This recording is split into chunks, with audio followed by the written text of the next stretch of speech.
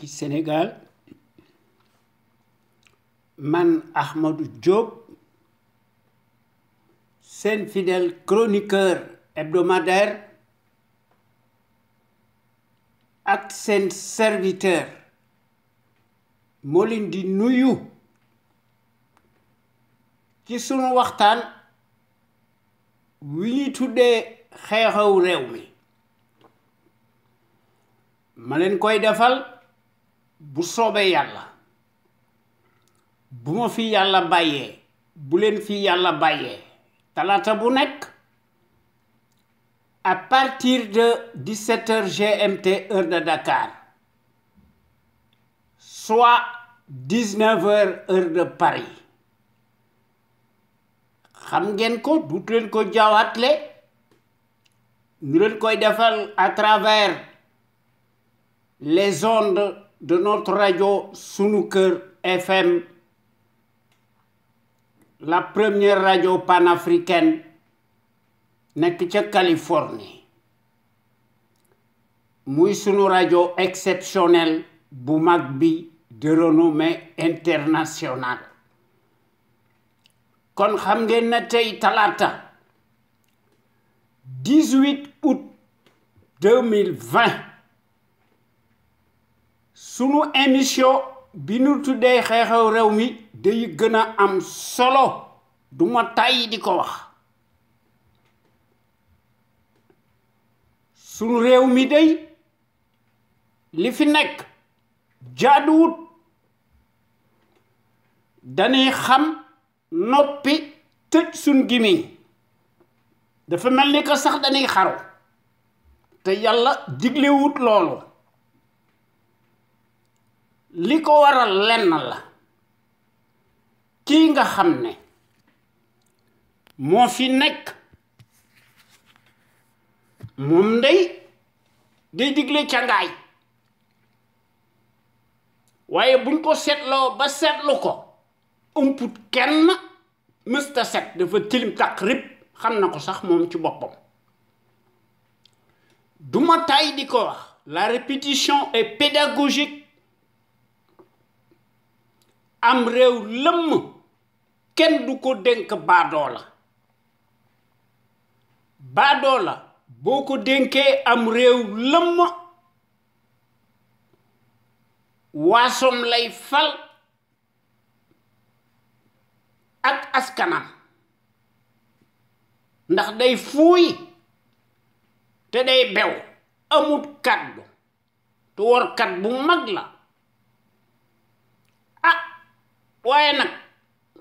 comme nun dañuy telli li fi nekk rek moo fi nekk ci Sénégal xaalis ak fen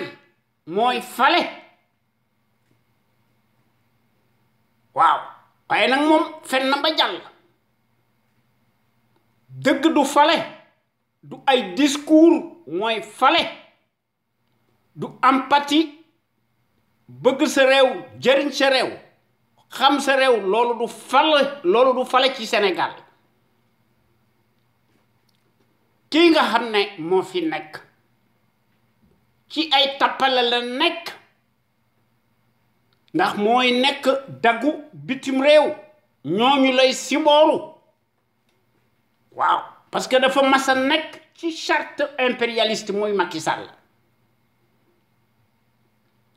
coronavirus bii ci lay jafandu ndax dafa gis ci xelam mu gàtt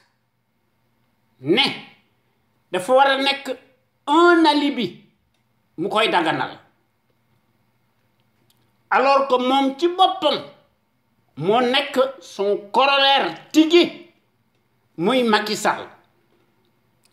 le coronavirus plus du wàcc yoon wi nga xam ne jubut ci la nekk fale tut suñu réew mi fale wut kenn bitim réew rek la respecté ndax Macky dafa mas a nekk ci sur les plis du nouvel ordre mondial, de la tyrannie. Waaw xam ngeen ne ñoo xam ne ñoo fi indi la traite négrière, le travail forcé, buumu njaam ku yaakaar ne ñooñu dañ lay dimbali dangaa dof wala dangaa naïf wala dangaa nekk arriviste kooku mooy Macky Sall te xam na ko waaye nag moom yoonam nekku ci. Paludisme bi muy la malaria, le choléra, les autres maladies mortelles rénales même ndox mi dafa am plomb robinet yi dañoo jaune ndax ndox mi baaxut. Ebola bi mi ngi ci Afrique te kenn xamul lu ko indi ba nagani ndax mënuñu ko saafara wala neexu leen waaye diwlin bii nga xam ne niñ ko segge baaxut buñ ci boolee nag les produits alimentaires chimiques safal cin ci Sénégal day nekk un cocktail explosif très prisé au Sénégal ñu yokk ci nag li nga xam ne kenn du ko fàtte ndax loolu moo fi nekk temps yële passé 1000 personnes dañ leen di abandonné ci sur les côtes libyennes ñu yokk ci nag les naufrages massifs des Sénégalais, des Africains morts dans les océans maudits ñu nekk di milliers ñooñu mësuñoo susciter aucune émotion te kenn du mës a def des points de presse ci ñoom ndax dafa mel ni que ñi nga xam ne ñooy nekk des distributeurs automatiques dafa mel ni que les vies africaines n'ont jamais compté dafa mel ni que daanaka dafa yem ak celle des animaux seen yoon nekku ci waaye bizarrement la pandémie bii nga xam ne venue on ne sait où et comment épargne benn pays dans le monde waaye nag bi nga xamante ni bii ne dal na leen la tonalité ak l'émotion ak sémantique bi dafa changer radicalement kon kii nga xam ne moo fi nekk ñu koy yónni ñu koy dicter li mu war a wax muy Macky Sall muy wax ci le nouvel ordre mondial nga xam ne tyrannie la moom ci boppam jubut ndax loolu musu koo yitteel koo xam ne ci ñetti at yële passé une machine boo xam ne day seet feebar waaw ci Sénégal muy laati pour yi nga xam ne day seet feebar Macky Sall da ci doon def des surenchères ndax moo nekkoon son arme de guerre koo xam ne loolu rek mënu ko lijjanti alors que moom ci boppam dafa yor ay milliards yu bari xam ngeen ne loolu kooku amut xel te amut ay teggin ndax dafa planqué son magot si colossal dans les paradis fiscaux à l'abri des regards indiscrets te loolu c'est une insulte contre nous tous ndax ci sunu Sénégal gii ñu ne am na indépendance depuis 60 mësta am des instituts de recherche ni des laboratoires di seet wérgu yaram waaye bi nga xamante ne bii ne le coronavirus ñëw na te moom ci boppam moo nekk le coronavirus plus moom daf koy désigner automatiquement du doigt comme l'unique ennemi public numéro 1 nga xam ne corona bi buñ ko seetloo ba seetlu ko nekkut lu dul un facteur aggravant waaye les politicards ci àdduna bi dafa mel ni que dafa nekk un accessoire politique loolu lay xaw a nuru te daanaka loolu kenn mënu ko weddi ndax seen wax bari na ci Sénégal les principaux pouvoirs politiques qui se sont succédés jusqu'ici ont manifestement failli à leur mission régalienne musuñoo déglu benn yoon Cheikh Anta Diop suñu jàmbaar ju mag ji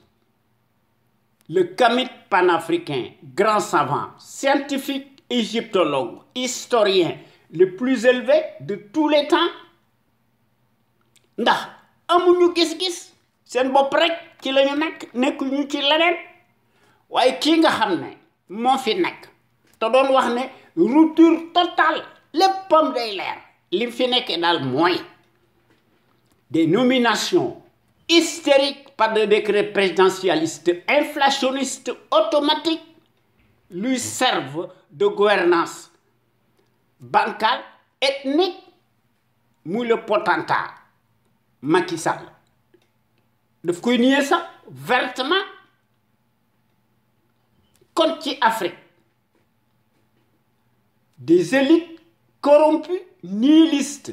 corruptrices traîtresses pantins satellites amuñu benn vertu palpable ou moralité peu ou prou te loolu kenn mënu koo xóomtoo moo tax sunu Afrique gii surtout francophone mu jël ndaare alors que sunu Afrique gii yàlla danoo jox des gisements ak des ressources naturelles ce don de Dieu waaye duñ jariñ dara li ko waral lenn la le régime présidentialiste boo xam ne ñoo fi indi bitim réew mënu ko digtal te Senghor la te kenn musu ko wote par voie référendaire et à l'unanimité des Sénégalais et des Sénégalaises te la constitution moribonde bi nga xam ne dañ ko distribuer en Afrique surtout francophone dafa nekk lu dul des photocopies yoo xam ne dañ koy changer ci seen coobaray bopp li ñuy bind tey soo lëgee dañ koy weddi di ko daganal ba ñenn ñi sax de la trempe de Macky Sall maanaam Alassane Ouattara mu ne daal constitution 2016 bi dafa war a présenter wu ndax les compteurs sont remis à zéro Macky Sall mi ci tànk yooyu la nekk si nous ne sommes pas vigilants te loolu gëwuma ko ndax ci Sénégal ak ci Afrique constitution yi nga xam ne dañ ko commandé nga xam ne dañ ko élaboré savamment ndax ñi ko élaboré dañ cee am seen njariñu bopp te loolu dafa am un caractère blasphématoire buñ ko dindiwut le mal endémique ira en pis ci Sénégal ak ci Afrique maa ko wax waaw ba illaa yow mi diine li ñuy wax kenn mënu koo dindi koo xam ne daf fee nekk Sénégal bi muy am arsenal juridique kenn xamul baadoolo bi mu ñëw jàllar bi carte gi di seet njariñu boppam ak ay dagam mu leen di aar di leen làq ñi nga xam ne nekkuñu dans son enseigne franc-maçonnique mu leen di sonal di leen tëj di ko politiquer xam ngeen ne loolu jubut une justice soumise et aux ordres boo xam ne musuñoo nekk ci yoon wu baax ndax dañuy tàlli ñareet te dañoo nekk aux attaches du malfaiteur addu kalpe fokkar ci këf muy Macky Sall qui écrit ipso facto et automatiquement le scénario du film et gagne à tous les coups et par devers et contre nous tous loolu mooy wane ne suñuy résignation ak suñuy fatalisme moo indi sunu tumuranke bi nga xam ne ci la ñu nekk dafa neexut a wax waaye loolu moo fi am l'histoire appartient à ceux qui ont une histoire le monde appartient à ceux qui ont une histoire matérielle waaye ci Afrique les médiocres de référence règnent en maître absolu font l'histoire à la place des bons minoritaires te loolu dafa nekk un sujet tabou ku ko wax ñu brandir badolo bi di brandir l'article 80 bidon yi nga xam ne ci tyran fasciste yi satellite pantin nègre de service ci loolu la ci ñoom rek lañ ko gisee ci àdduna bi loolu moo tax ñu digtal ñu leen koy digtal waaye nag Macky jaaxluñu ndax depuis 2012 ba tey jii wàññiwut galaajam ñu jam ko des procès présumés judiciaires interminables cataclysmiques surréalistes à sens unique mu ci def des surenchères yoo xam ne moom ci boppam dafa takk rib ndax mësta set procès soi-disant yooyu n'obéissent qu'à des soubassements politiques ndax daf koy def pour zisailler élaguer ñi ko neex ñu koy defal de l'ombre kooku bëggut contradiction bëggut un état de droit waaye nag c'est coupable takk rip waaw au premier rang desquels Aliou Sall le mongolien circule librement en toutes circonstances et en toute impunité te mu ngi digérer tel un crocodile sa proie dans les eaux troubles de l'APR waaye yoonum nekku ci te loolu gis nañ ko ci scandale yi nga xam ne moo nekk ci OFNAC nga xam ne dafa bari Macky da cee teg loxoom lank ndar ba pare di tuumal nit ñi kon sooy boo nu seetaat suñu bopp waaye nag faut-il que nous ayons le courage c'est ça la réalité CREI décret présidentialiste mu tuddee ko la cour de répression de l'enrichissement illicite décret présidentialiste une cour martiale unique au monde digne de la Stasi conflit d'intérêts manifeste qui est totalement illégal juridiquement moralement cliniquement et politiquement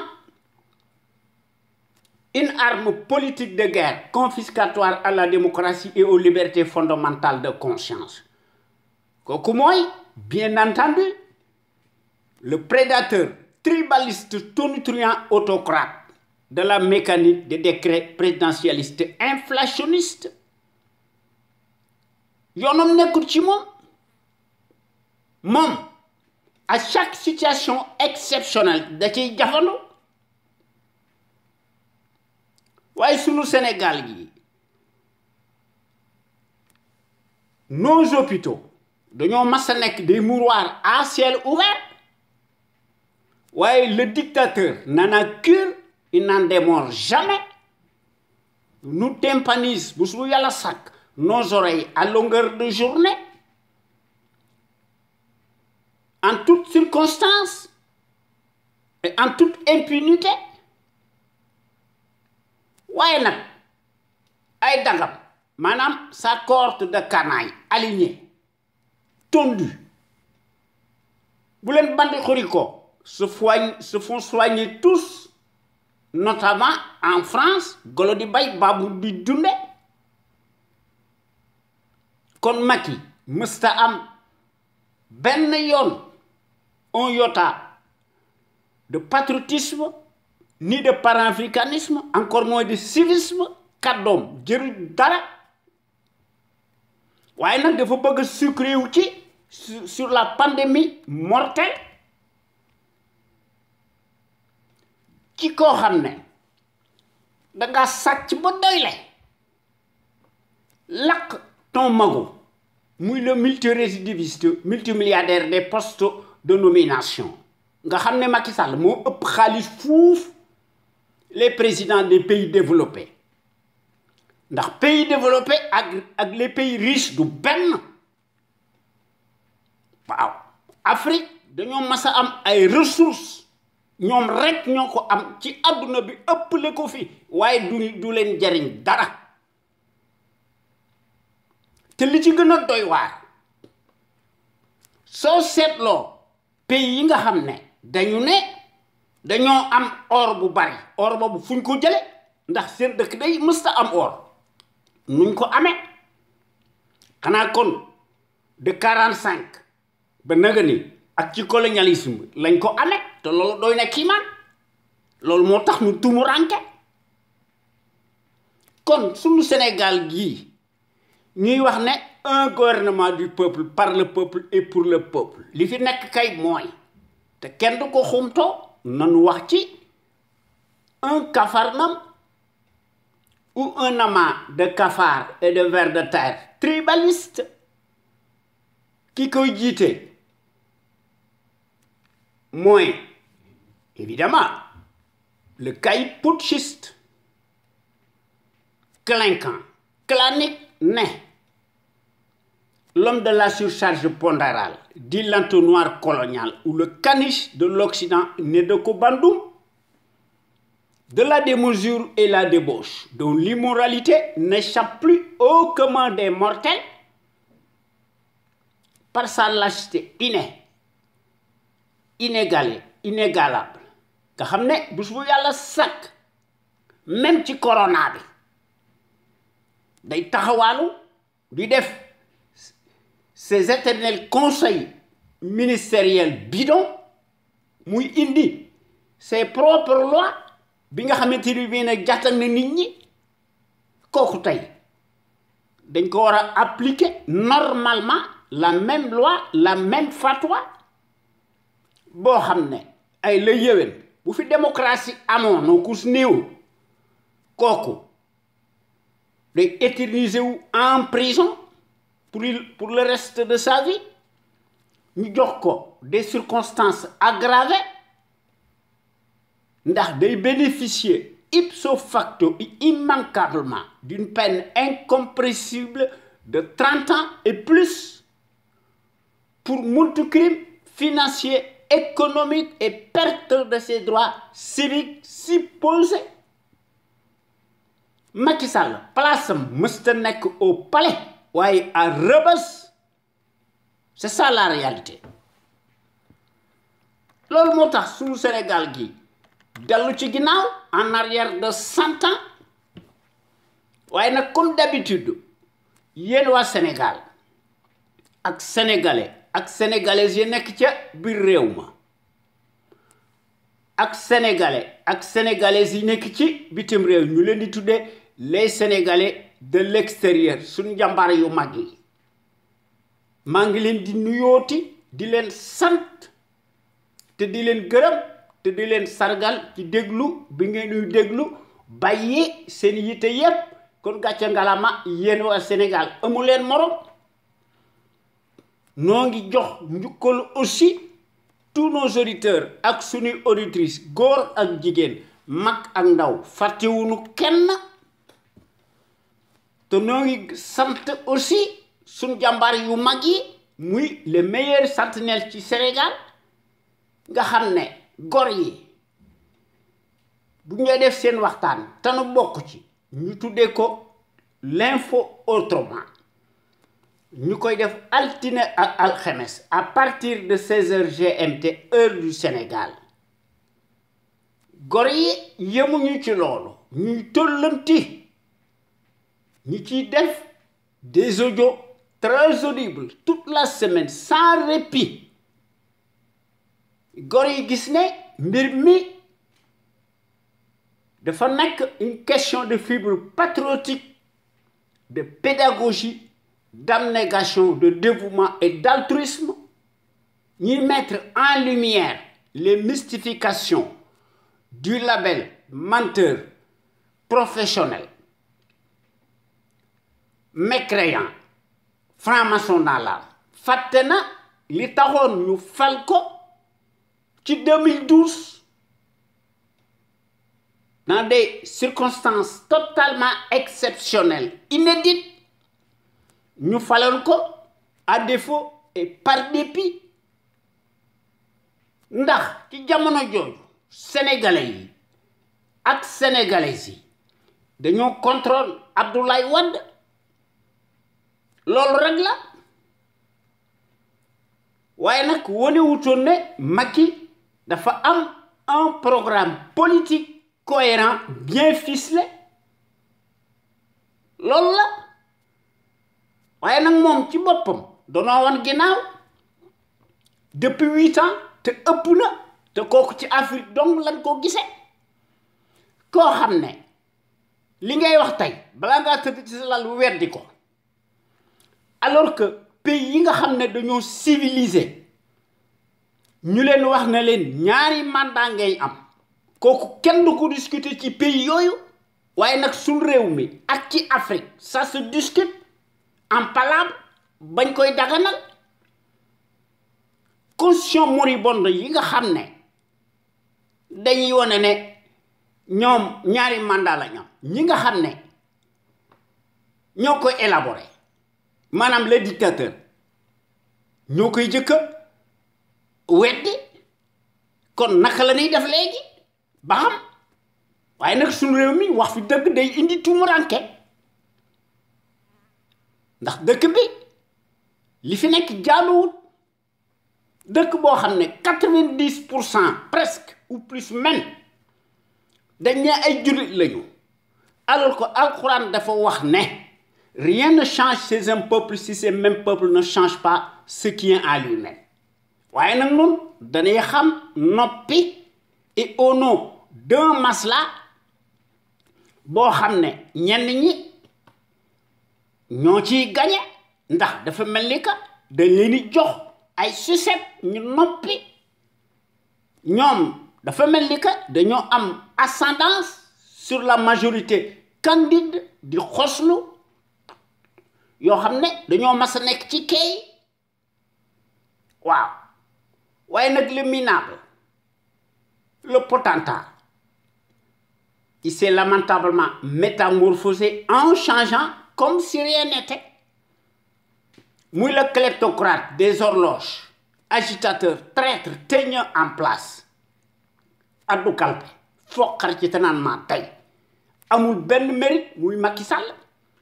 mësta am benn scrupule te mësta am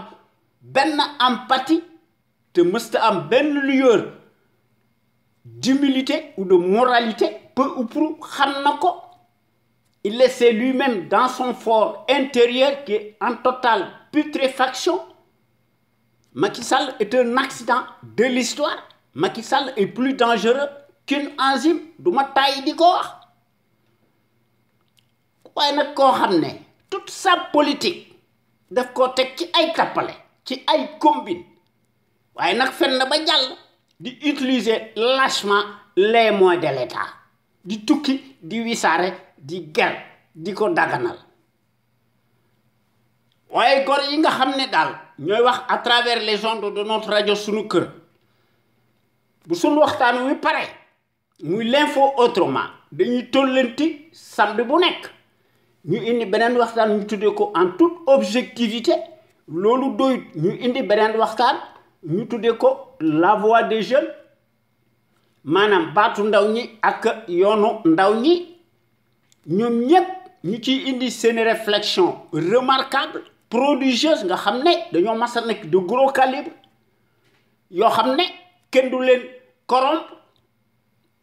ndax loolu nekkut seen deret dañuy lank ndaare wax nañ dëgg ndax ay gor lañu waaw ñoom dañuy prodiguer di bàyyi seen yitte yépp di ko tabal ci les ondes de notre radio Sunu Kër FM la première radio panafricaine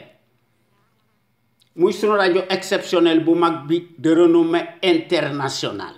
xam ngeen ni ñooñu wax dëgg yàlla ay patriotes lañu de haut niveau ndax ñun ñi nga xam ne ñoo nekk ci conscience patriotique pour le changement xam sa réew bëgg sa réew jariñ sa réew un état régalien la ñu bëgg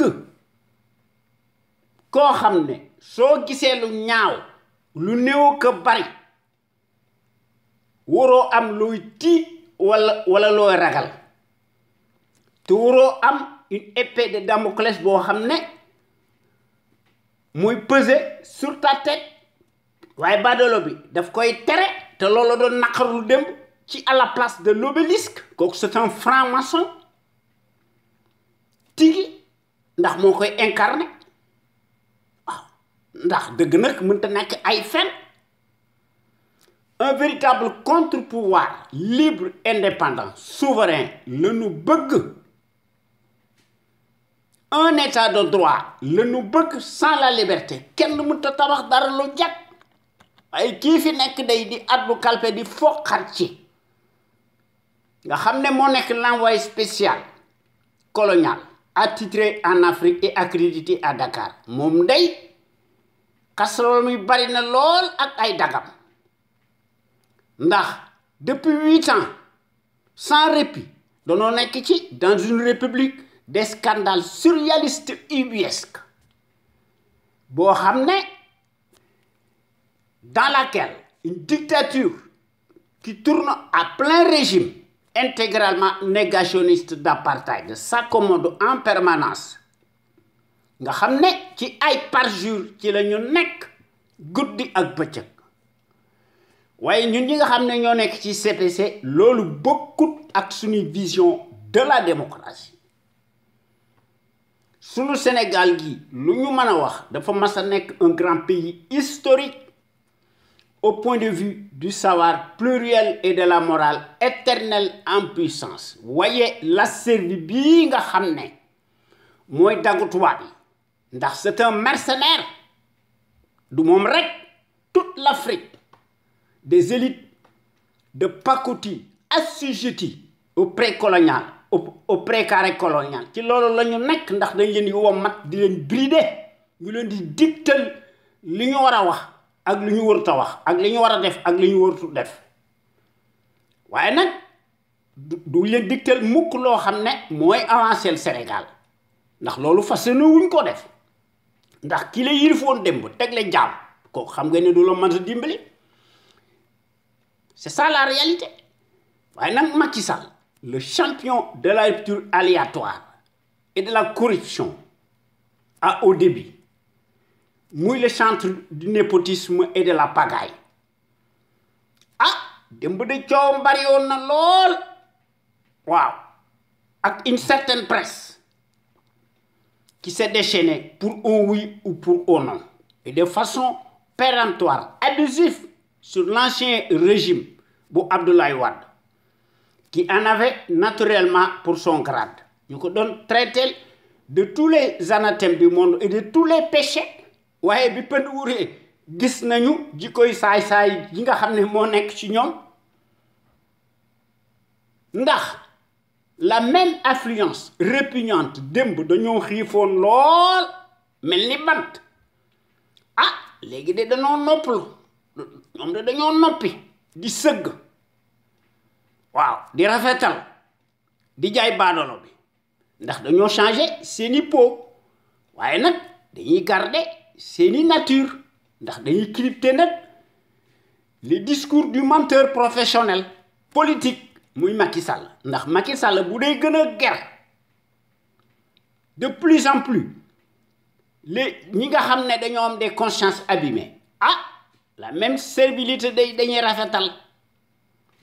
di sant di changer seeni tonalité ak seeni sémantique waaw di def des propos aigres-doux di tempérer seeni discours ndax baadoolo bi day bu dee ger muy sàcc waaw di leen ko jox ah ñoom dañuy wax ne daal Macky dafa pêcher de gros morceaux alors que kooku l'aide à la presse est passée par là ndax l'aide à la presse corruption la te corruption crime la l'aide à la presse maanaam corruption boobu l'aide à la presse nekkut lu dul une menace réelle à la démocratie c'est un abus waaye nag loolu daanaka kenn mënut koo wax ci suñu réew mi ak lu bari moo tax baadalo bi di gën a yokk ay discours am di gën a yokk ni muy defe lu ñaaw waaye nag moom ci loolu la mas a nekk ndax dafa nekkoon taciturne noppi mu doon woon Abdoulaye Wade une apparence boo xamante ni bii ne daanaka amul njariñ maanaam gis tan la doon def waaye bi pënd wuree gis nanu de ndax bi nga xamante ni bii ne fal nañ ko ci suñu étourderie waaw massif à l'échelle nationale ah ci 25 mars 2012 ah moom day dañ fay bàyyi di lakk suñu kérosène bi waaw di ñëw di tuubal Nicolas Sarkozy mu ne ko le retrait des troupes et bases militaires françaises relevait quelque peu d'un nationalisme mal placé, dixit le fasciste Macky Sall waaw ci loolu la masa nekk ndax dafa joxoon ay gage mun ko woon a ñàkk bañ a def parce que comme la presse propagandiste seen wax dafa bari woon te lañ leen a yónni il fallait nécessairement mu ñëw di tuubal Nicolas Sarkozy mu koy raamal waaye nag dafa tollanti ndax ci loolu la mas a nekk ndax dafa mel ni que daf koo jig ndax Macky dafa mas a tàgg l'apologie du nazisme monétaire mu l'ingérence monétaire coloniale kon Macky amut benn yoota de patriotisme ni de panafricanisme encore moins de civisme ndax moom ci boppam kenn lele lu ko suukar évidemment pour plaire à ses maîtres Macky Sall da doon wax ne la monnaie coloniale daal est bonne à garder waaye bi nga xamante ni bii ne gor yi nous les panafricains dañoo taxaw temm nag waaw di promouvoir le développement social économique Afrique jëm ci kanam ah Macky Sall ak Alassane Ouattara et compagnie day ñoom day dañu ne daal franc CFA bi daal des na ko fi jële indi fi ko ñëwagul nag waaye dana yegg si moom waaw waaye buñ ko seetloo ba seetlu ko benn la ndax bonnet blanc la ak blanc bonnet ndax moo tax ñuy def lu leen neex di leen tagg waaw di leen jay ñu ne Macky Sall day bokk na ci ak Alassane Ouattara les personnalités les plus influentes de la planète allahu akbar li kenn mus koo gis un paternalisme dégoûtant waaye ñun ñi nga xam ne ñoo nekk ci conscience patriotique pour le changement xam sa réew bëgg sa réew jariñ sa réew ñu gën ñoo xam ci sous l'acronyme CPC nu ndey danoo masa lànk di diingat bu baax ci sunu digg penc mi ci sunu digg dëkk bi la gestion népotique et gabégique du Sénégal surtout par la particratie politique bu Macky Sall ak ay dagam mu boole ci nag une coalition de partis yoo xam ne ñoo yem jikko ceux qui se ressemblent s'assemblent n'est-ce pas te noo ngi dingat bu baax l'accaparement des ressources du Sénégal par une seule famille paresseuse piccatique ak son clan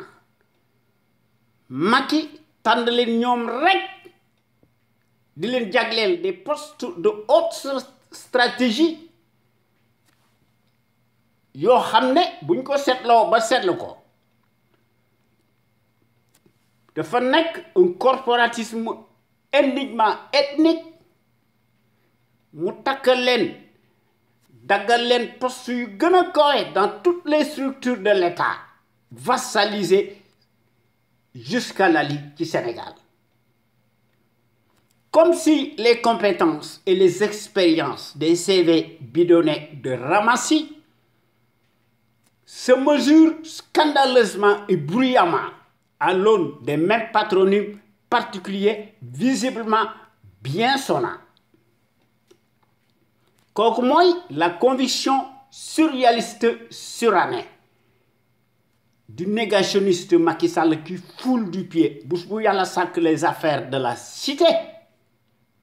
ci koo xam ne démb da doon wax ne bi ñu bëggee ku ko fal da doon wax ne du mêler jamais sa famille dans les affaires de la cité kooku fen na kàcce na te kàcceeti na kooku franc-maçon la mu le traître en chair et en os qui le prouve matériellement nag sur le terrain du crime ndax dafa gis ci xalam mu gàtt ndax amut xam-xam ndax day gis ne la médiocratie et les postes octroyés se conçoivent exclusivement à l'aune du bazar et au nom de la consanguinité ethnique et à la proximité de l'idolâtrie représentée par le binôme des mystifications ethniques indignement idiocratique te Mariam Faye moom ci boppam xam na ci dara ndax moom ci boppam dañ ko jox une caisse parallèle dite blanche Macky Sall di ko sàcc ci budget de la présidence de la République mu koy politiquer ñoom ñaar ñu yaakaar ne mën nañoo nax yàlla di séddale lépp mel ni dañoo am cofeel ak empathie waaw kuy jéem a nax yàlla nag kooku sa affaire la loolu day moo fi am ndax Macky ci loolu lan ma sa nekk Mariam Faye ak ay rakkam ak ay mbokkam ñoom day waxatuñ dara waaw Macky Sall a nommé plus qu'un village entier portant les mêmes patronymes particuliers visiblement bien sonnants te am na lu bari loo xam ne xamuñu ko ci te liste boobu bu ñu ko seetloo ba seetloo ko plus de 1000 personnes ndax la liste n'est pas exhaustive waaw ndax Macky Sall ci loolu nekk xool leen ni muy defee ces conseils ministériels bidon lépp ay nomination la yépp day am ay orientation politique de bas étage ñi nga xam ne sax xamuñu dara ñoom lay jox ay poste di leen jañ kon yéen góor yi ñoo ngi leen di ñaan ngeen di ñëw di fraterniser ci conscience patriotique xam sa réew bëgg sa réew jëriñ sa réew sunu Sénégal gi moo ciy gañe ak sénégalais yi ak sénégalaises yi suñu bëggee mën nañ ko def dans le sens des progrès immenses exponentiels ensemble tout est possible toutes les ressources humaines mi ngi fi boroom xam-xam yi ñi ngi fi jàngkat yi ñi ngi fi experts de haut niveau yi ñi ngi fi lépp a ngi fi scientifique yi mi ngi fi dara manqué wu fi li fi manqué kay mooy booloo am mbooloo moo fi manqué bu nu fexee ba nga xam ne ñi bëgg suñ réew mi moo ëpp fuuf ñu koy war yaakaar nañ ne suñ réew mi dana jëm ci kanam waaye réew moo xam ne dañ koy pàccoo nga xam ne Macky di sàcc di jox lakk wu rëy ñi nga xam ne dañoo am des consciences abîmées ñu leen di tuddee des notables présumés réew moomu de luñ ko jiñ dagar na waaw dafa neexutoon nag waaye loolu moo fi am waaye nag suñ réew mi kenn mënu fay wax dëgg léegi dëgg jeex na ci Sénégal ndax ñi nga xam ne ñoo doon wax dëgg ah ñoom dañu ko daan wax te ñépp xam nañ ñooñu waaw jarutuma ci dellu si waaye ñun ñi nga xam ne ñoo nekk ci CPS daal bokk nañ ci porte drapeau étendard yi nga xam ne dañoo bëgg suñu Sénégal gi jëm ci kanam ndax su fi notre rajo suñu kër nekkutoon àddina tukki ndax képp koo xam ne yëkkati nga sa kàddu ci suñu digg dëkk bi ci digg penc mi nga indi ci preuve yu leer naññi loo xam ne amul benn sikk sàkka kooku day daanaka bala moo pare le tyran à l'écoute nga xam ne le tyran encombrant dana yónni ses auxiliaires de service maanaam c'est tonton Macoute ñu këyil ko ñu violenté ko waaw ndax dañ koy defal un mandat de dépôt presto illico waaye les fonctionnaires politicards paresseux mercenaires alimentaires ñoom de dañuy xam noppi sëgg waaw di tàllal seeni këll di raamal baadoolo bi tous se transforment en sarabande des vers de terre baveux li ñu doon ndax noonu la ñu mel ndax dañoo tàyyel dañoo mas a nekk les symboles maléfiques des traîtres baveux unifiés dans l'âme boivent sans répit le calice jusqu'à la lie du haut de leur rang dañuy dund ci mbaggum suñu réew mi en toutes circonstances et en toute impunité te dañuy naan kati jantabe te leneen lañuy naan ndax bitel bi nga xam ne moo gën a seer moom la ñu taamu ndax duutuñu naan ndox te bitel boobu dafa jar ci Sénégal ñoom rek ñoo ko mën a jënd waaye nag moo tax ñu tàggoo ak seen sago ndax xamuñu dara il faut que ñu naan ko doog a ñemee wax ndax dafa mel ni que buñ ko naanu duñu mën a wax ñooñu nag ne tarissent pas d'éloge à l'égard du fasciste encombrant en place, lequel, paraît-il, n'a pas de défaut, mais rien que des qualités. Te gëmuñu ci dara waaye baadool bi day moom moom day mook Alassane Ouattara ñoo bokku jikko waaw ndax ñoom dañoo bëgg a jëm ci kanam waaye nag di fen ndax ñoom ci seen bopp muy Macky Sall ak Ouattara et compagnie dañuy jël seeni propre intérêt mal placé ñu teg ko nag avec ceux de leur parrain tapis dans l'ombre yoo xam ne ñu tuddee ko la stratégie géopolitique internationale gola di bay baabu du dunde ci ñooñu duutuñu wax ndax dañuy jëf ñun nag dañuy noppi ci suñuy somnolence ak suñu léthargie ndax dañoo résigné wu par suñuy fatalisme kon lu jiwoo jeexul jógu fa moo tax ñu jël ndaare waaye li nga xam ne daal moo ci nekk te kenn du ko weddi un fonctionnaire si riche daal n'est jamais synonyme de patriotisme kooku mooy wane ne kii nga xam ne dafa fen ba jàll muy Macky Sall mës a nekk kilifa ndax dafa mas a nekk un indigne chef de bande d'un parti politique cliniquement clanique clinquant même te kasloor yu bari la yore à l'infini waaw te moom lay def ci sunu digg penc mi ci sunu digg dëkk bi muy le pion Macky Sall le label du foutoir en chair et en os démb ak tey le taciturne waaw ñu koy peindre faussement sous les défroques victimaires des leurs et ce sous la baguette magique de la référence propagandiste mondialiste de l'arbitraire et de la tyrannie waaw ñu koy def en jointure avec le vacarme hystérique de la servilité endogène en place waaw yenn presse yi nga xam ne ñoo nekk du côté de l'Hexagone ñu ne daal Macky Sall ak Alassane Ouattara daal bokk nañ ci les personnalités les plus influentes de la planète entière ci ñaar ñoo xam ne pour ne citer que ceux de là dañuy weddi seeni kàddu di randal ndax ils ont les mains baladeuses di tere lépp di séviru xam nga ne kooku affaire paternalisme la ndax ñoom seen njëriñu bopp rek la ñuy défendre ndax dañ leen di yónni te ñi leen di yónni duñu wax dañ leen di waxal loolu moo tax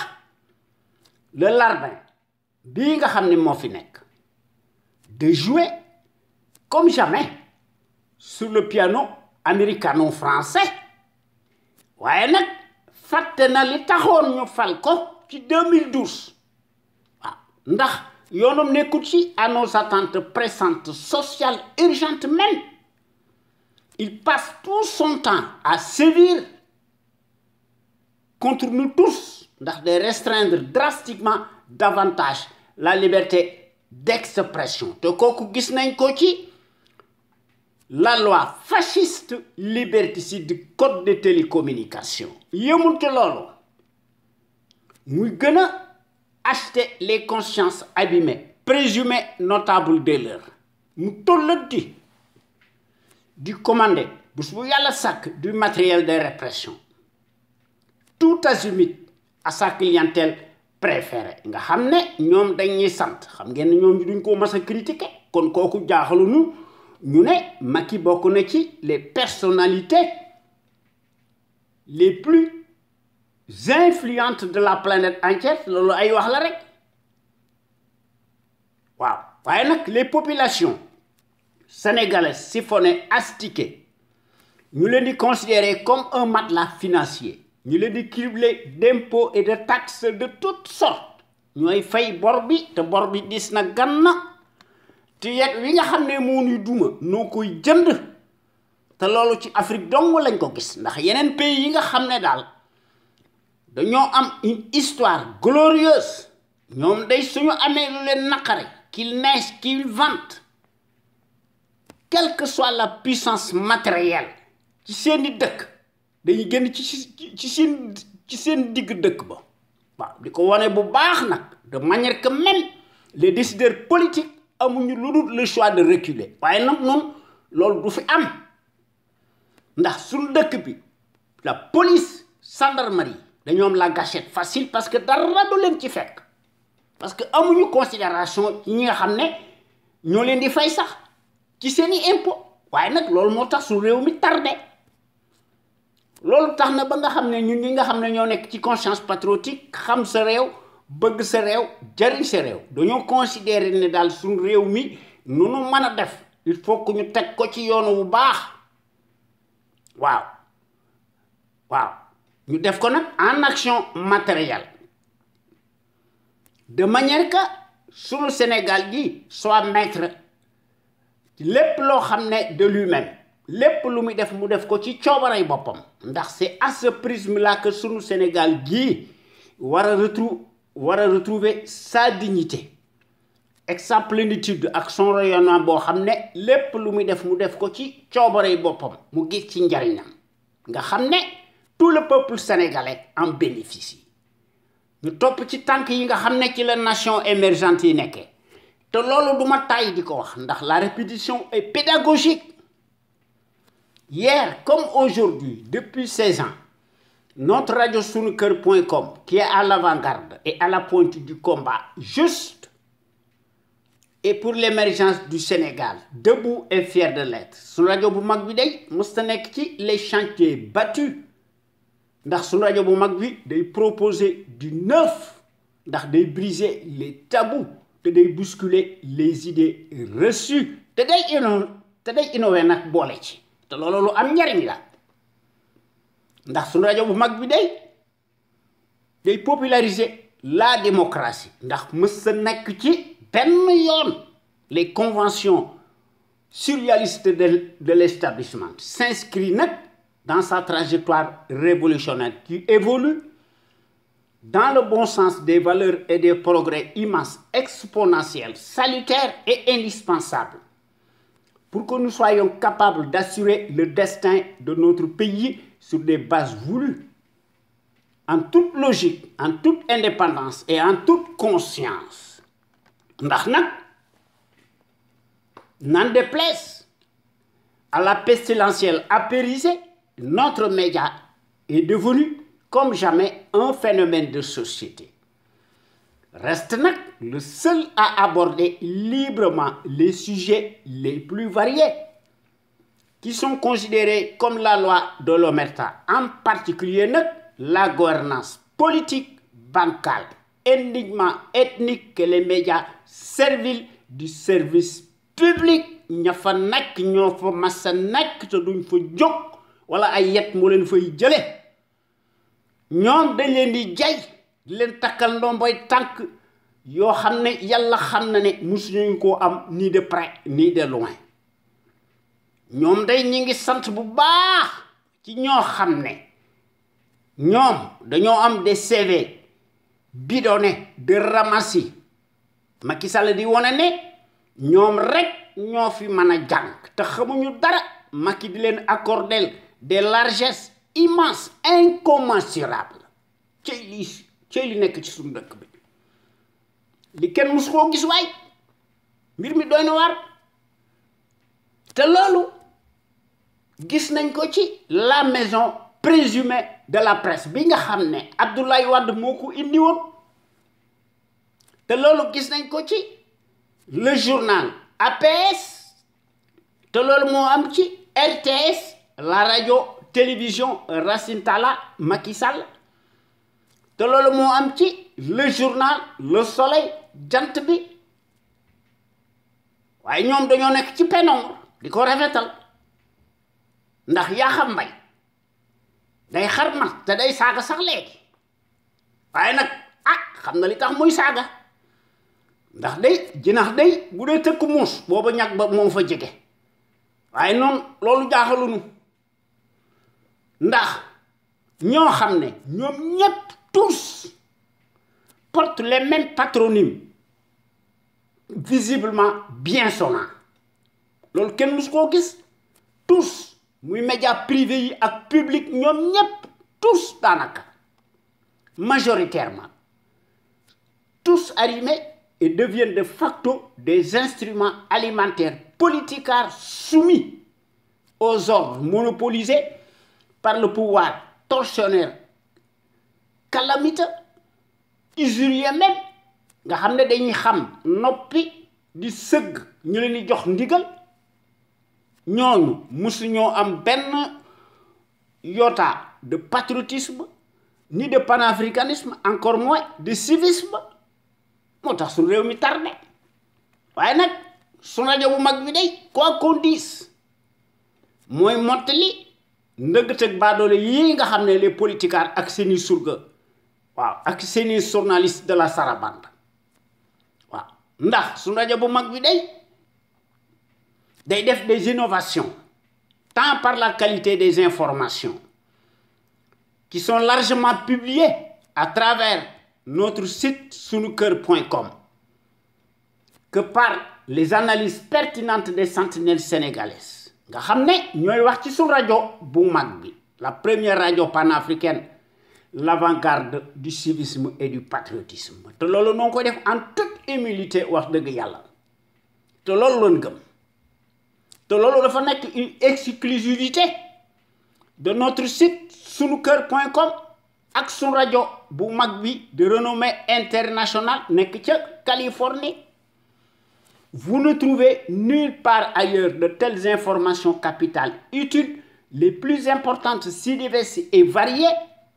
par leur qualité éminemment prouvée,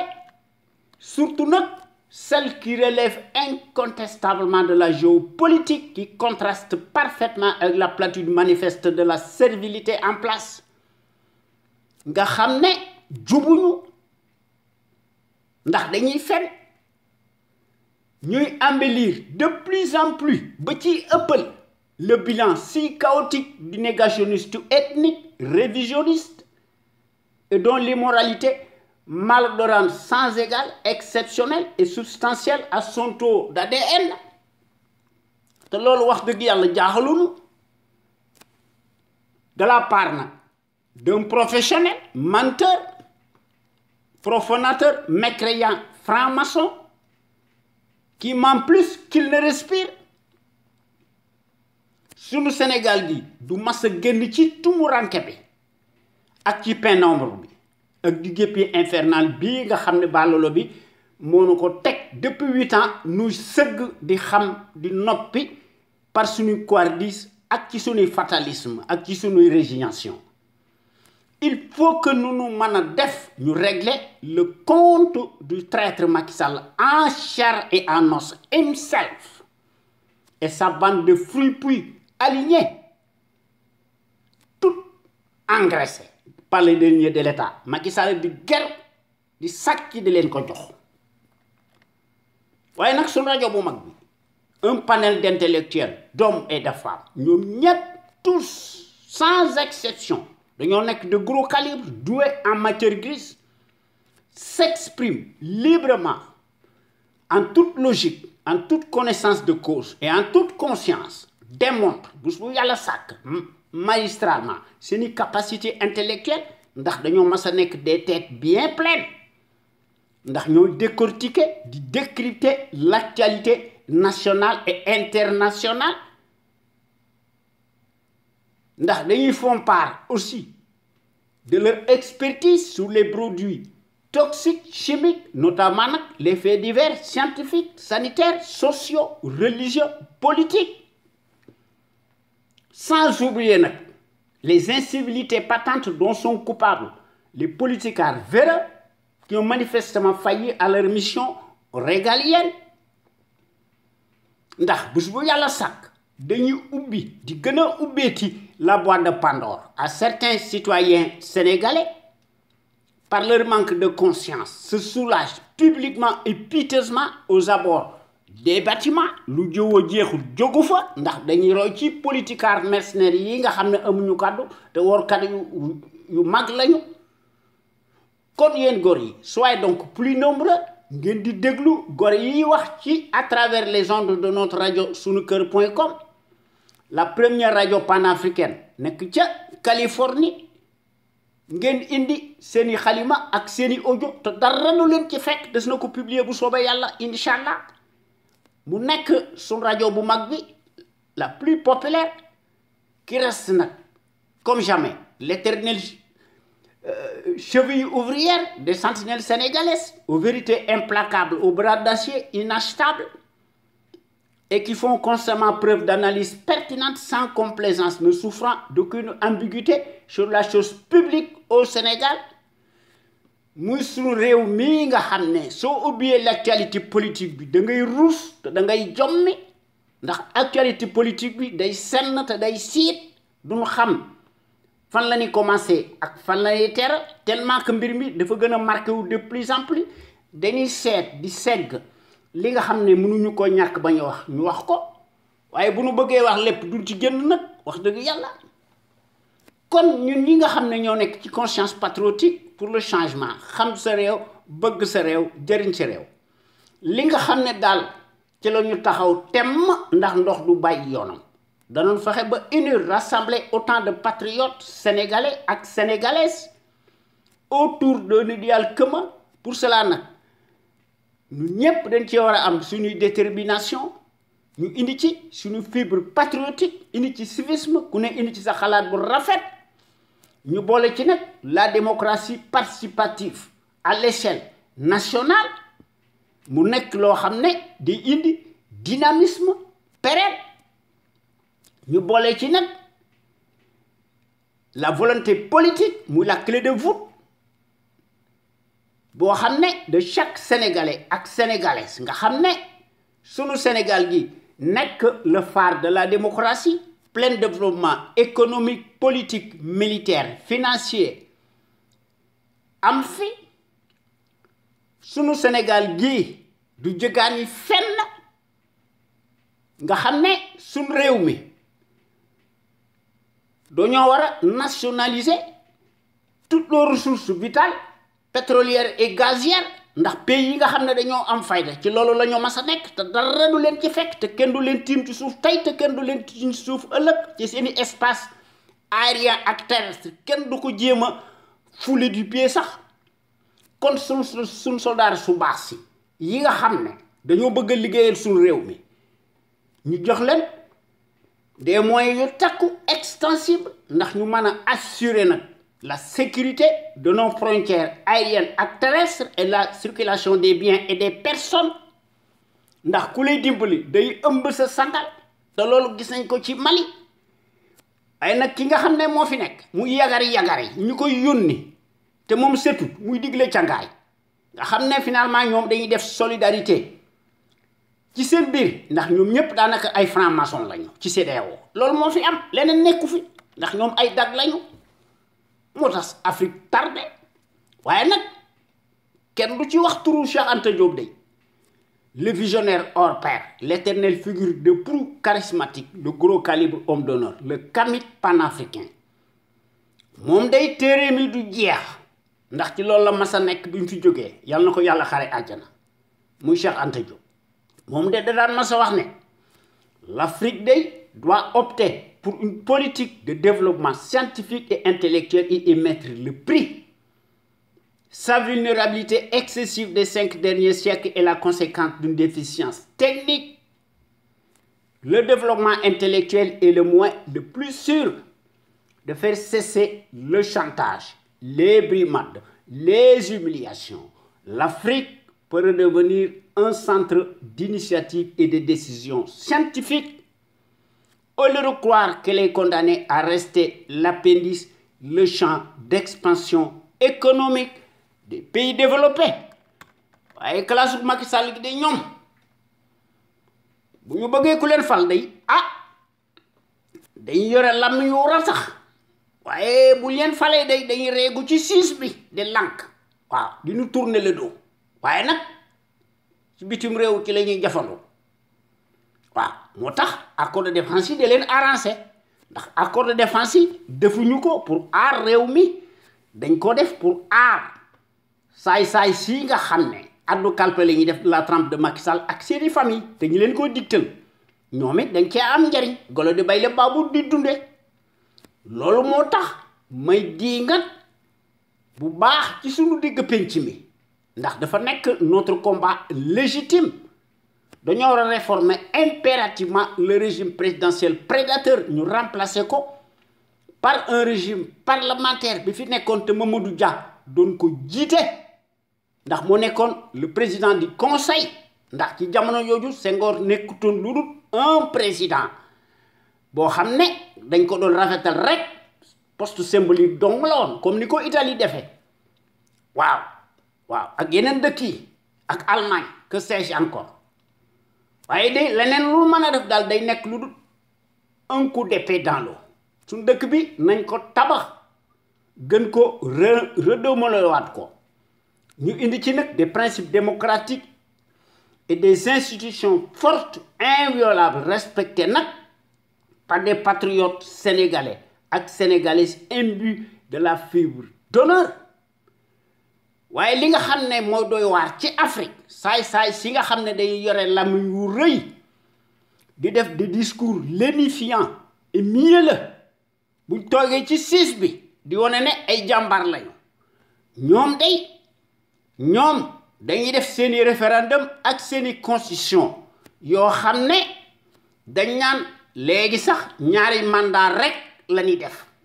bu président de la République waye li ñuy wax dañ ñokoy jëk violé kon légui lan lañuy def bu fekkentene bi né ñi nga xamné dañ leen tuddé des élites te nekku ñu ay élites ay dunguru lañu ñukoy violé comment faire kon li ñuy mujjé nañ ko jëkke buñ fi bëggé def nak une gouvernance irréprochable véritable ak un état de droit bo xamné buñ fi délo ci waté le régime parlementaire président de la République day nek lu dul un symbole te lolu dafa nek liguey bu reuy primordial kon nu nu mëna def il faut que nous def des conditions obligatoires bo xamné suñu bëggé am une véritable gouvernance politique économique saine transparente financière attentif nous seet li nga xamné moy les seuls intérêts nationaux incessibles légitimes de la nation sénégalaise pour toutes ces raisons nag li nga xamné mom lañu wara jëk def moy ñu tek ci suñu bop réew mi de véritables sentinelles sénégalaises impartiales, charismatiques. waaye nag faut-il que ay élections di leen ko permettre ndax suñu réew mi fenn ak xaalis mooy fale leneen du fale ndax dëgg du fi fale loolu rek la ndax loolu buñ ko defee les sentinelles sénégalaises dañuy créer, ils seront en mesure de créer une impulsion dynamique pérenne. Cela étant, il faut que nous cultivions le patriotisme, la démocratie,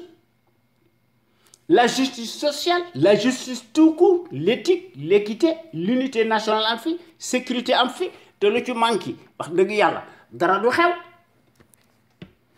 Waye ñun ñi nga xamné dal ñoo nek ci CPC dal danoo taxaw tem de rehausser l'étendard de nos valeurs. Pour cela nous devons nous inspirer et puiser dans le trésor inestimable de nos valeurs hommes d'honneur. Yo xamné c'est des soufis yo xamné dañoo mandu ñu teud ci suñu digg dëkk bi ñu jàngale seen xam-xam ci suñu université yi ci suñu collège yi ak ci suñu daara yi ak ci suñu école primaire yi te bu ñu fàtte aussi suñu jàmbaar ju mag ji muy Lat Dior Ngoné Latyr Diop, l'homme de la résistance armée, notre héros national qui combattit farouchement et héroïquement l'armada coloniale pendant 24 ans, malgré la supériorité numérique matérielle. A versé son sang et marqué d'une empreinte digitale sa vie, a livré des combats acharnés, combats metti face à l'armada du colonialisme repoussant. Lat Dior Ngoné Latyr Diop, notre héros national, tomba sur le champ de l'honneur, les armes à la main, à la bataille de Derklé, le jeudi 27 octobre 1886, avec 2 de ses enfants majeurs, Thiendella Niabass et Sakhewar Niabass. Beaucoup de ces guerriers redoutables, ils laissèrent leur vie ce jour-là. Yàlla Yàlla xare àjjana. Muy combat bu metti boobu nga xam ne moo xewoon ci Derklé, muy la bataille historique. Ndax démb daal ci Sénégal, en tout cas ci biir Kajoor, n'importe qui daal ne pouvait pas prétendre le titre de Damel du Kajoor. Ndax ci jamono jooju daal soo bëggee nekk Damel du Kajoor da ngay wane li nga xam ne moom nga bëgg a nekk. Ndax ci jamono jooju daal il fallait avoir l'esprit du sacrifice et la capacité de résistance. Da nga war am fitu gaynde te doo rab-rabi. Waaw comme une feuille morte. Waaw da nga war a subir nag en même temps une série d'endurance. Te da nga war a combattre nag en même temps sur le terrain des hostilités. Te Lat Dior Ngoné Latyr Diop, notre héros national, moo ko fi def à l'âge de 15 ans. Keneen def ko ci àdduna bi jeex na. waaye tey jii ci sunu Sénégal gii des temps modernes kenn xàmmeetu ko de ndax nos soi-disant présidentialistes de la République daanaka ñoom ñëpp tous dañoo nekk des multimilliardaires par des raccourcis politiques des postes de nomination tànn sa bu la neex te kii nga xam ne moo ci jiitu te làmmiñam dafa rëy lool moom day fen na ba jàll. Il s'est scandaleusement enrichi par les deniers de l'État. waaye nag day tere lépp di fooy di àddu kalpe ndax dafa am ginnaaw moo ci jiitu muy Macky Sall moo tax Afrique tardé moo tax Sénégal tardé ñun ñëpp daanaka se réduisent en roitelets pour n'être que des abrutis poltrons nègres de service, des clowns de pacotille dévergondés entourés de garde-corps se donnent indignement la qualité de dirigeants imaginaires yoo xam ne musuñu ko nekk ni de près ni de loin. te bu ñu fàtte aussi suñu jàmbaar yu mag yi muy les gros calibres de la trempe de Cheikh Anta Diop ak Mamadou Dia Kessé encore ndax borom xam-xam yi bari na fi ñàkku fi buñ ko seetee gis ko ndax ku bëgg a gis da nga gis ku gumba nag ku gumba nag te gumba woo kooku sa affaire la. kon daal dañoo war a cultiver le civisme chez les populations ndax le civisme moo nekk le réflexe décent de tout citoyen responsable qui a sa place dans la société. Dans le civisme implique le savoir-faire et la civilité lorsqu'il s'agit de la chose publique. En tant que citoyen à part entière, soo ma ay droit da nga am ay droit waaye Macky Sall de moom yaakaar na ne ay droit rek la am waaye ñun ñi nga xam ne ñoo nekk ci CPC daal loolu duñ ci ànd tey te duñ ci ànd ëllëg ndax bokk nañ ci l'avant-garde des consciences yi nga xam ne dañoo bëgg a génn nit ñi exclusivement sur la chose publique te loolu non ki def une vaste campagne de sensibilisation massive bon de manière que chaque citoyen sénégalais ou citoyenne sénégalaise fu mu mën a nekk ci àdduna bi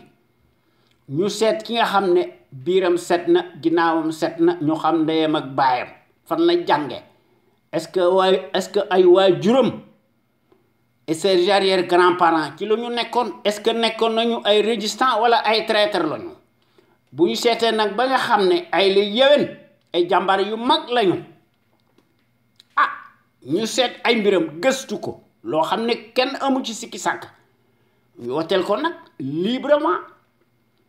en toute logique en toute conscience et en toute indépendance muy ki nga xam ne mooy seet l'intérêt général ñu woteel ko su fekkente ne bii ne scrutin am na waaye de baadoolo bi di moom dafa fen ba jàll ndax xaalis mooy fale ak kàcci waaye de danoo woon ginnaaw waaye nag moom comme workat la te day weddi kàddoom ay carte day moo tax mu falu waaw waaye de yaakaar naa ne de leneen moo ko fiy jële waaw ndax Macky Sall de moom il est totalement réfractaire à la démocratie ndax ci koo xam ne le suffrage universaliste moo taxoon nga falu ci say kàcc goo ma de ay carte moo ko fi jële leneen moo ko fi jële ay nag suñu réew mi moom wax fi dëgg day indi musiba ndax dañ naan bu leen taal réew mi waaye réew yi nga xam ne daal ñoo nekk ci kaw yor seeni avion ak seeni chance ñoom daa am fu mu jaar waaye nag ñun doon utiliser les raccourcis masla ak suñu résignation ak suñu couardise moo tax nu tumuranke kon bu ñu bëggee jëm ci kanam daal il faut que ñu génn ci suñu arme conventionnelle pacifique ñu contraindre baadoolo bi mu abandonner lui-même mu neex ko mu naqari ko waaw ñu juger ko waaw dugal ko ci kaso bi mënut au poignet ñu yóbbu ko à Rebeuss son Guantanamo bi nga xam ne moo fay yóbbu ñi nga xam ne ñoo koy diir mbagg ndax xel gàtt na ndax Macky Sall ak ñoom Alassane Ouattara ñoom de lu leen neex wax ndax seen kàddu amul njariñ waaw faletuñu Afrique waaye nag dañuy fen waaw ndax dañoo gore di ndax ñoom ci seen bopp muy le club des mercenaires ñoom de ci seen xam-xam bu gàtt dañuy gis ne daal les scrutins de parcours yi daal se joue nécessairement dans la cour des voleurs en bande organisée nga xam ne Macky Sall ak Ouattara et compagnie ñoom ñëpp tous ci loolu lañ nekkuñu ci leneen waaye day kenn du leen critiquer dañ leen di jaay loolu moo ma jaaxal ci àdduna bi ñoo xam ne 40 ans 50 ans ba pare di tuumal ñeneen ñi xanaa kon mbir mi affaire intérêt kon dëgg amu ci leneen moo ci nekk ndax affaire élection ci Afrique dafa nekk lu une simple formalité administrative qui passe comme une lettre à la poste waaye sunu Sénégal gi day gaw ma ne mën naa échapper vraiment aux contingences mondiales obligatoires spécifiques à chaque peuple ndax nag bu nu fexee ba bu nu bëggee jëm ci kanam daal li ñuy mujjee nañ ko jëkkee waaw comme ça nu mën a def une rupture totale net nag waaw bu ñu ko deful luñ ciy fekk rek moo na ciy fekk waaye nag suñu rajo bu mag bi day moo nekk la rajo la plus crédible par son patriotisme actif ndax suñu rajo bu mag bi dafa am des qualités exceptionnelles la qualité nag est avant tout un état d'esprit qui vise à l'excellence yokkute am fi ci jëf ak ci jikko won ko askan wi bu leer naññe te loolu la sentinelle sénégalais yi am libre qui s'exprime en toute logique librement en toute indépendance et en toute conscience sur des bases voulues et qui compensent par leur esprit alerte la bassesse et la médiocrité d'une certaine classe politicarde plutocrate multimilliardaire des raccourcis politiques sentinelle sénégalais yi nga xam ne qui s'exprime librement à travers les ondes de notre radio sunu kër ñoom ñëpp dañoo am une logique crédible patriotique nationaliste bien placée qu'elle distille nécessairement et peu à peu dans les consciences sénégalaises pour que sunu Sénégal gi ay dalama ndax sunu réew mi topp ci sur la trajectoire des grandes nations émergentes nga xam ne ku leen tooñ ñu diggaale ko yow ba mu sap te loolu day wax dëgg yàlla gis nañ ko ci sunu rajo bu mag bi ndax quant à elle historiquement et présentement elle est par définition la référence exemplaire et à la différence d'une certaine stérilité achetable de référence s'accommode nag mécaniquement et hystériquement par la désinformation et la manipulation. N'agit qu'au doigt et à l'œil du régime capitulaire et de son chef valet, menteur professionnel, profanateur, franc-maçon nègre de service en place, muy Macky Sall. Waaye nag su rajo bu mag bi daal fidèle à elle-même dans sa ligne éditoriale qu'on lui connaît bu ñu dee wax dëgg rek reste plus que jamais le rempart de la démocratie réelle qui porte par excellence la marque du support médiatique sénégalais le plus libre pour son indépendance plausible par rapport à un exécutif corrompu, juge et parti, impulsif et qui dicte par devers sa propre loi arbitraire au nom de la tyrannie pour faire taire toute voix discordante des opinions libres. Ndax sentinelle sénégalais yi ñoo nekk fi ñu nekk ndax ñoo war ñoo fi ñu nekk ci la ñu nekk ndax ñooy wax ci kaw et publiquement ce que les minables politicards pensent tout bas par leur insuffisance criarde ndax ñoom ñépp dañuy sukk di raam di tàllal seeni këll di sarxu baadolo bi nga xam ne mës a nekk kilifa ndax un fonctionnaire si riche n'est jamais synonyme de patriotisme ndax sentinelle sénégalais yi de nekk ñu fa rek di ŋàññi wala di sànni ay xeer wala di critiquer wala ñu wax lu leen neex ndax day wax dëgg yàlla day dañuy proposer des solutions concrètes pérennes idoines tangibles même ndax ñu mën fay créer un véritable Sénégal émergent totalement opposé à celui des menteries inflationnistes fascistes ndax sentinelle sénégalais yi day ñoo nekk au bon endroit et à la place qu'il faut amu ci kenn koo xam ne ci ñoom am nga benn complexe lu néew ko bari ndax ñoom ñépp dañoo am un savoir-faire un savoir-être un savoir productif actif yoo xam ne wax dëgg yàlla kenn mënu koo weddi kon nag tey nanu wax ci sunu temu tey bi daanaka sax mas nañ koo cof dañ koy gën a yokk rek comme ni ma ko waxee toujours de manière que chaque sénégalais ak sénégalaise man cee am ta grille de lecture ndax loolu aussi bokk na ci démocratie ndax su réew mi ñun ñépp noo ko bokk ndax dañoo bëgg mu yokku kon nanu wax ci sunu temu tey bi maanaam nanu wax ci Sénégal prélude à la démocratie familiale des Ouattara et Adema Bongo Sassou Nguesso et Déby nga xam ne maréchal la léegi ou la chronique annoncée d'une fermeture dans la capitale et ce sous la bienveillance de la gouvernance mondiale loolu nañ ci wax indi ci sunu expertise ak sunu xalaat ndax loolu kat loolu la ñuy def maanaam xam ngeen ne coronavirus moo fi nekk waaye nag baadalo bi de mi ngi def ballon de sonde nee nañu daal élection municipale dana am ci 2021 kon dafa mel ni que le journal primitif porte-parole attitré Benioui du palais tribaliste dafa commenter mbir moomu ndax presse boobu def ne de toute évidence loolu la wax Allahu akbar le chef de l'État ne peut plus supporter les défaites de son camp dans la capitale sénégalaise kooku mooy tyrannie fascisme dëggantaan a ngu noonu fu ñu ko teg de toute évidence xanaa seeni évidence parce que dañ leen di ger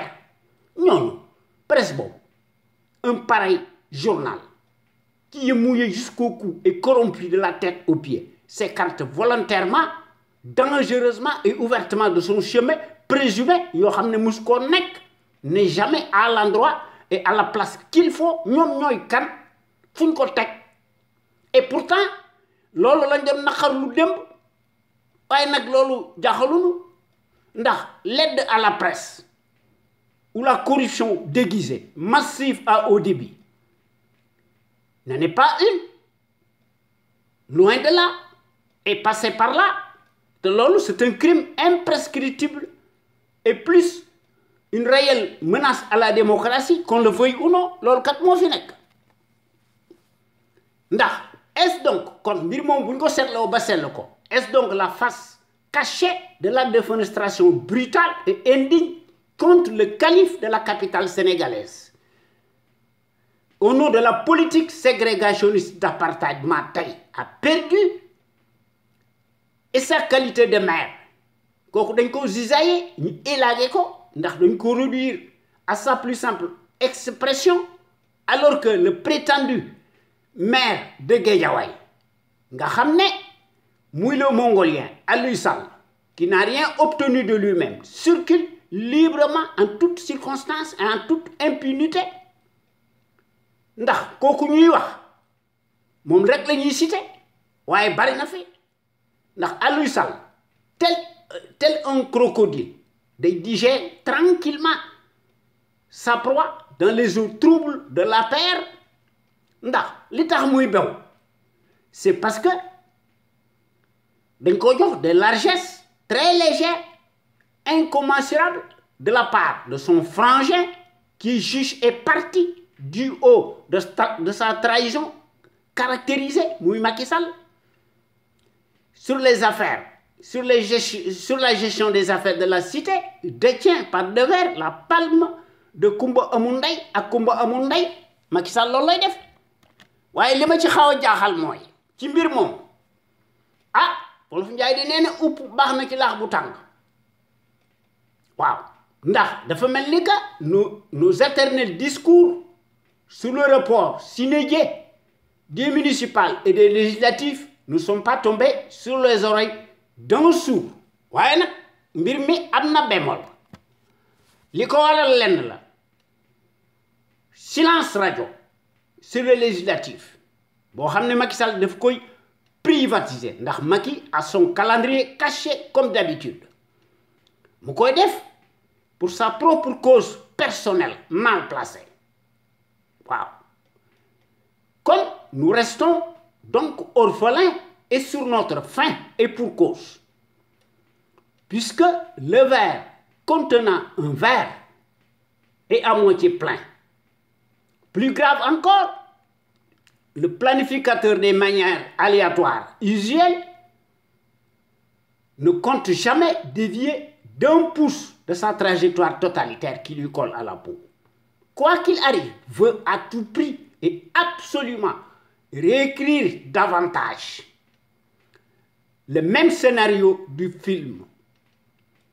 Fait fi de toute morale, n'en a cure de la séparation des pouvoirs et de la démocratie ndax dafa bëgg a arracher à bras raccourcis la mairie de la capitale sénégalaise et tout le reste loolu maanaam kon Macky bàyyeegut kooku mooy la praxis du nègre de service qui s'articule mordicus tel une huître sur son rocher à la charte de l'impérialisme harnache en bandoulière sa canaille servile, achetable et prompte capitularde permanente même. La Grèce, laquelle s'engraisse de plus en plus lamentablement. Et ce par le denier de l'État. Nga xam ne day tàlli ñareet en échange nag presse boobu de la sarabande dans son rôle de farandole de mouiller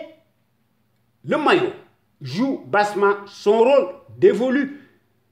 le service après-vente par la petite porte ndax presse boobu dafa déclarer ne ndax dafa répéter les mêmes éléments de langage de son envoyeur Macky Sall himself ndax presse boobu daf ne ci municipal yi de toute évidence le chef de l'État Macky Sall ne peut plus supporter les défaites successives de son camp dans la capitale sénégalaise ku wax feeñ ku jëf feeñ de li nga xam ne le président Emmanuel Macron munu ko am ci Paris la capitale française le kleptocrate en chair et en os veut l'avoir par les mécanismes confiscatoires à la démocratie te loolu cela en dit long sur les intentions malveillantes d'un malfaiteur professionnel lequel, contre vents et marées, par son silence coupable et ses propos obscurs clairs, alambiqués, ni oui, ni non, comme tout félon digne de son rang, entretient et à la fois et le faux suspense et la trahison, cultive nécessairement, tient à briguer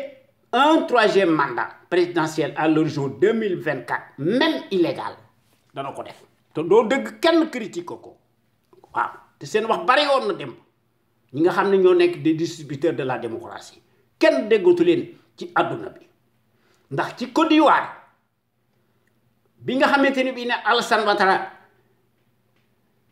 dafa violer la constitution ivoirienne Alassane Ouattara rek la yenn presse di wax duñu jox mukk kàddu l'opposition léegi sax dañuy jay Alassane Ouattara et ses réalisations à quelques encablures des cirques électoraux ñu naan tabax na mi ngi defar Bouaké ak Yopougon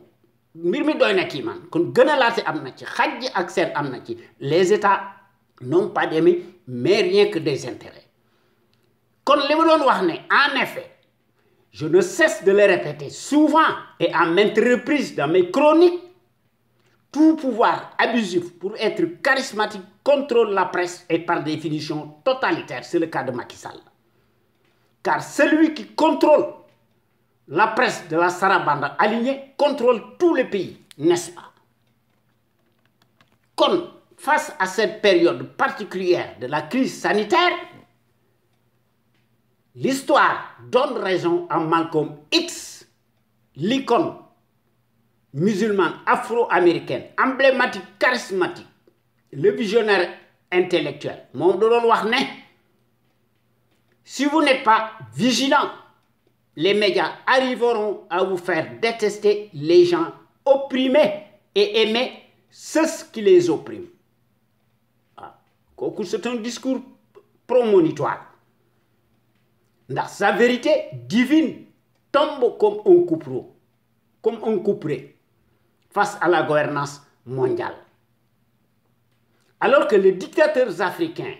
surtout francophones, inamovibles, requinqués et revigorés, plastronnent, jubilent, foisonnent et font florès, devraient être sanctionnés et déclarés persona non grata aux États-Unis et en Europe pour fraude massive électorale et pour enrichissement illicite et sur fond de banditisme financier international. Voyez, un certain média, wow, très prolixe, moom mooy def le rôle de juge de paix ndax day préfère parler du tyran ci Biélorussie. Mu ne le dernier dictateur de l'Europe. Ce média est-il donc aveugle et muet, se garde bien et occulte par devers les autocrates à l'échelle africaine. Tous sont des soumis assujettis au précaré. Loolu la waaye Macky Sall mu jël coupe bi muy le logiciel mécanique bien connu de la France-Afrique qui est toujours fidèle et égal à lui-même. Répète textuellement à la lettre ce qu'on lui dicte par derrière, c'est-à-dire le nouvel ordre mondial, plus solidaire et équitable, et compatible et conforme à la rhétorique tyrannique impérialiste, habilement soft. Ce n'est guère ni un scoop, ni une surprise pour nous autres panafricains, debout et fiers de l'être, qui avons pour vocation ndax dañoo bëgg a promouvoir bec et ongle sur des bases voulues le développement, la culture, l'unité et la solidarité africaine à l'échelle continentale. Pour autant, le panafricanisme ne peut en aucun cas un quelconque casus belli, encore moins une politique anti-leucoderme, comme le pensent certains colonialistes irrécupérables. Loolu kat moo ci nekk leneen nekku ci ndax dëgg mënta nekk ay fen waaye Macky Sall mi nga xam ne moo wax loolu ci démocratie ci nouvel ordre mondial en échange des services rendus par la petite porte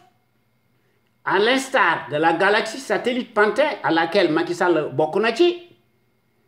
ndax Macky Sall dañ ko considéré comme l'un des valets les plus sûrs de l'hydre mafieuse. Pour ce faire nag tant que Macky Sall mi ngi transvaser, tant que mi ngi piller sans compter toutes les ressources vitales, naturelles, pétrolières et gazières du Sénégal vers les industries capitalistes et impérialistes, Macky ne risquera rien, encore moins de s'inquiéter. Dans ces conditions, le chouchou des Occidentaux bénéficiera non seulement du soutien massif de ces derniers, yoo xam ne ñooy garantir son impunité abrasive, et ce, malgré ses trahisons infinies dont il est nul coupable devant l'histoire. waaye li nga xam ne moo am ci adduna bi depuis la création du monde, il y a eu nécessairement des maladies tout genre. Des parasites et des virus ont toujours jalonné l'histoire humaine et animale. Voyez, démb, madame, après la traite négrière européenne, par les razzias et par les armes, comme si cela ne suffisait pas encore, les esclavagistes passent à la vitesse supérieure de plus en plus. Ils s'en foutent de tout.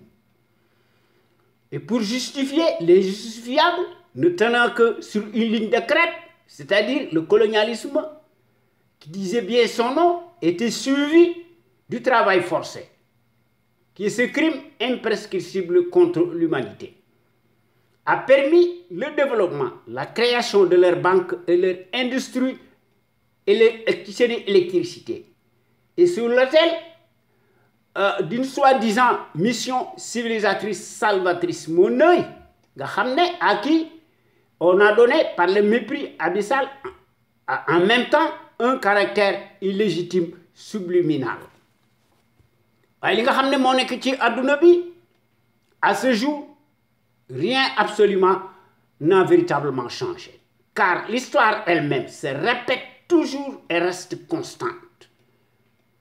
Qui a donc créé le mal absolu et la solution prétendument miraculeuse incertaine? Question boobu la ñuy poser. Et quelle solution? Question boobu la ñuy poser. Les protagonistes, tous des coupables, rituellement et mutuellement, par médias et par presse interposée, ñi ngi dàggasante. Ndax ñu ne la Chine, pour ñenn ñi, est désignée automatiquement du doigt pour son grade. waaye certains professionnels de la santé présumés ñi ngi accuser Chine ndax seeni citoyens ak seeni citoyennes dañuy lekk des chauves-souris et des pangolins. ñu ne ñoo ko transmettre le virus à l'homme. waaye li nga xam ne moo ci nekk bu fekkente ni bii ne Chine dañuy lekk des chauves-souris et des pangolins nga xam ne moo indi musiba bi kon daanaka xanaa kon jeex nañu. waaye li nga xam ne moo ci nekk à ce jour personne ne peut donner la moindre preuve matérielle scientifique à l'appui. La Chine est-elle donc vraiment plus coupable, plus menteuse que les autres? Je ne le crois pas. Tous les pays ont menti sur toute la ligne. waaw waaye nag ñi ngi def seeni expertise médicale ndax dañuy travailler d'arrache-pied pour trouver un vaccin dont le moins que l'on puisse dire est incertain. waaye paraît-il toutefois ñu ne du moins si ñenn ñi moom la ñu xumtoo ñu ne si toutefois un vaccin génn na mu am des effets secondaires, ce qui est cocasse d'ailleurs, maanaam ce qui n'est pas exclu, ñu ne les laboratoires ne seraient pas poursuivis. waaw waaye li nga xam ne moo ci nekk il y aura un impact direct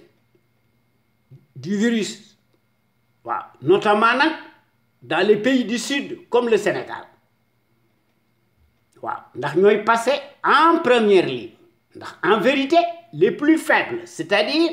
les suivistes satellites farandoles, trinqueront plus que d'autres, passeront forcément à la caisse. Comme au nom de l'éthique et l'équité, le nouvel ordre mondial plus solidaire et équitable, ni ko Macky Sall di waxee, aura-t-il lieu donc? Qui peut croire vraiment à la parole de Macky ak ñi ko yónni? Mbir mi buñ ko seetloo ba seetlu ko discours Macky Sall bi ak ñi ko koy dictel dafa nekk lu dul un simple slogan verbeux écrit, voire une entourloupe comme d'habitude. Sous l'habillage de la démocratie, n'est qu'une vaste escroquerie gigantesque, qui n'est pas une première. Et pour le compte de qui et à quelle fin? Et contre qui? Question bobo la ñuy poser. Kon adduna bi buñ ko seetloo ba seetlu ko, rien n'est nouveau. Si ce n'est le même rituel permanent qui mute plus que le coronavirus. Ndax adduna bi discours yi bari na. Waaye wolof njaay dafa wax ne li yëngu li ko yëngal moo ko ëpp doole. Autrement dit, l'invisible prime nécessairement sur le visible, bruyant. C'est bien connu. Ndax ce que l'on appelle avec euphémisme la gouvernance mondiale ou le nouvel ordre mondial sous le sceau de la marque digitale de fabrique de nos éternels oppresseurs, lesquels apparemment, malgré leur bruit assourdissant, ne jouent que le rôle de figurant. Ndax adduna bi, ceux qui nous gouvernent ne sont pas absolument ceux que l'on croit. Du ma tàyyi di ko wax loolu moo ci nekk. Ndax à chaque période particulière, exceptionnelle, correspondent nécessairement ces étranges dégâts invisibles collatéraux servent de prétexte ndax day cristalliser les esprits ndax day attirer les projecteurs. Nous en avons eu la preuve matérielle avec la grippe espagnole et ses 50 millions de morts à travers le monde. Ci Première Guerre mondiale, ci 1918, a fait plus de victimes que le coronavirus. Waaw. Est-ce que mbir mi hasard la wala accident la wala coïncidence la? Question boobu la ñuy poser. Les solutions exceptionnelles en bandoulière émanent des mêmes qui en bénéficient exclusivement et pour cause. Ndax bu ñu seetloo adduna bi depuis 1885 à ce jour, non seulement on a criminalisé les sociétés africaines et éliminé tout ce qui avait de la poigne, était considéré comme de vulgaires sanguinaires. Voyez, pour parachever l'expansionnisme outrageant, il fallut donc envoyer des colonialistes sur le terrain du crime, dont la cruauté est égale eux-mêmes. Je charge de tuer sans état d'âme. Pour pérenniser la violence coloniale comme source de pédagogie,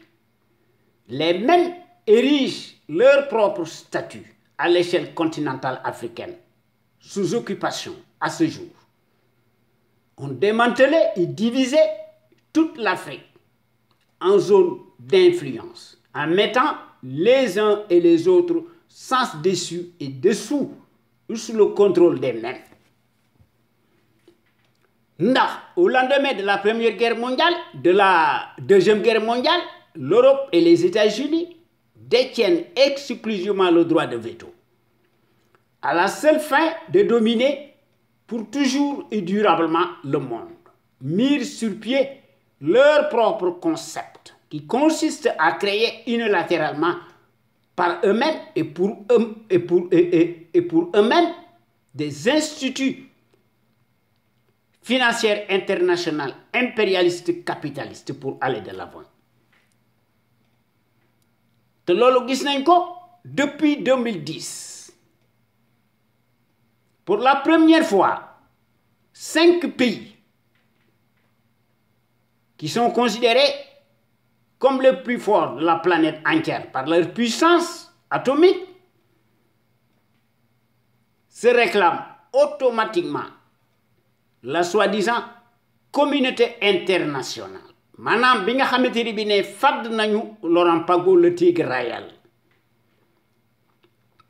se substitue allègrement